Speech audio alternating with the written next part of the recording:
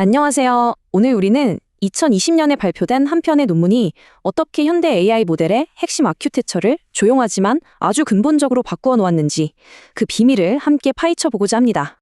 이 질문으로 한번 시작해볼까요? 만약 성능의 거대한 도약을 이끄는 비결이 사실은 아주 작고 똑똑한 설계 변경 하나에 있다면 어떨까요?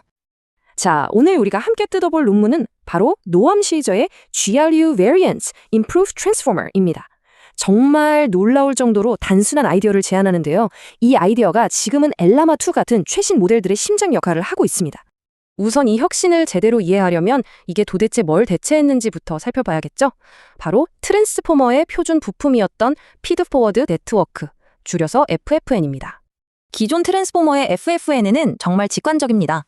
입력 벡터가 들어오면 첫 번째 선형 레이어를 통과해서 차원을 한번 키워주고 릴류라는 활성화 함수를 거친 다음에 다시 두 번째 선형 레이어를 통과해서 원내 차원으로 돌아오는 아주 간단한 2단 구조로 되어 있었어요.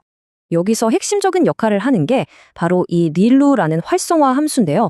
정말 단순 무식하다고 할 수 있을 정도로 간단해요. 보시는 것처럼 들어온 값이 양수면 그대로 내보내고 음수면 그냥 다 0으로 만들어버리는 거죠. 말 그대로 온오프 스위치 같은 역할을 하는 겁니다. 그런데 이 단순함이 종종 발목을 잡습니다. 가장 잘 알려진 게 바로 죽은 렐류 문제인데요. 어떤 뉴런이 한번 0을 출력하기 시작하면 그 뒤로는 계속 0만 출력하면서 아예 학습 과정에서 죽어버리는 그런 현상이 발생할 수 있었죠. 그래서 이 논문은 바로 이 지점을 파고듭니다. 이 단순한 렐류 구조를 좀 더 똑똑하고 동적으로 만들 순 없을까? 그래서 등장한 게 바로 게이트의 선형 유닛, GLU입니다. 핵심 아이디어는 이거예요. 정보가 그냥 무작정 흘러가는 게 아니라 마치 파이프에 달린 밸브처럼 입력값에 따라 스스로 정보의 양을 조절하는 게이트를 만들자는 거죠. 필요에 따라 이 밸브를 열었다 닫았다 하면서 말이죠. 자, 이게 그 아이디어를 수식으로 표현한 건데요. 복잡해 보이지만 전혀 그렇지 않아요. 기존 FFN이랑 가장 큰 차이점 보이시나요? 입력 X가 W와 V라는 두 개의 다른 가중치를 만나서 두 갈래 길로 나뉘어 들어간다는 겁니다. 이게 어떻게 작동하냐면요. 한쪽 길로 간 정보 XW는 시그모이드 함수를 만나서 0과 1 사이의 값을 갖는 게이트가 됩니다. 그리고 이 게이트가 다른 쪽 길로 온 정보 XV에 그대로 곱해지는 거죠. 게이트 값이 0에 가까우면 정보를 차단하고 1에 가까우면 활짝 열어주는 그런 동적인 조절 장치가 되는 겁니다. 저자는 여기서 한 발 더 나아가요. 그럼 이 게이트를 만드는 함수는 꼭 시그모이드여야 하나? 하는 질문을 던진 거죠. 그래서 보시는 것처럼 리울류나 GLU, 스위시 같은 다른 함수들로 바꿔가면서 어떤 게이트가 가장 효과적인지 체계적으로 실험을 진행했습니다. 여기서 이 논문의 학문적 엄밀함이 돋보이는 부분이 나옵니다. GLU는 가중치 행렬이 하나 더 필요하니까 그냥 비교하면 파라미터가 많아서 성능이 좋은 거 아니냐는 반론이 나올 수 있잖아요. 그래서 저자는 GLU 계열의 은닉층 차원을 의도적으로 줄여서 전체 파라미터 수와 계산량을 기존 FFN과 똑같이 맞췄습니다. 정말 공정한 비교를 위한 설계죠. 자, 그럼 이제 가장 중요한 실험 결과를 한번 보시죠. 과연 이 똑똑한 스위치라는 아이디어가 실제로 효과가 있었을까요? 결과는 아주 명확했습니다. T5 모델로 사전학습을 시켰을 때 언어 모델의 성능 지표인 퍼플렉시티를 보면요.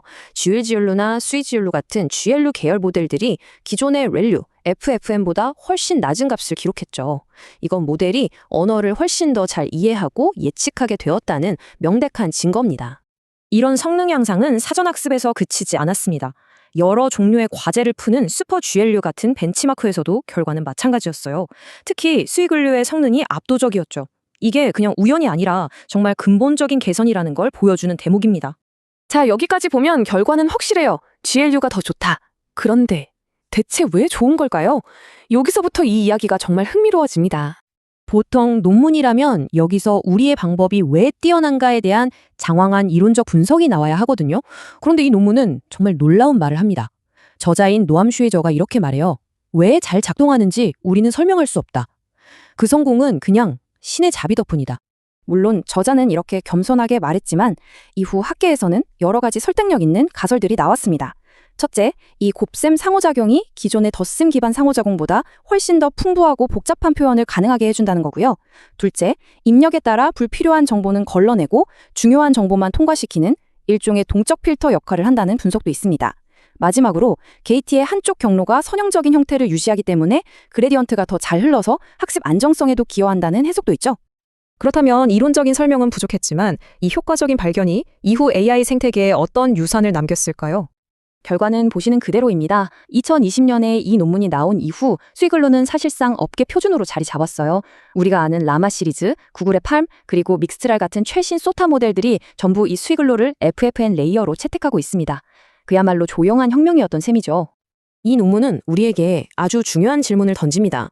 모두가 모델을 더 크고 복잡하게 만드는 데에만 집중할 때 어쩌면 가장 큰 혁신은 우리 생각보다 훨씬 더 단순하고 근본적인 곳에 숨어 있는 건 아닐까요?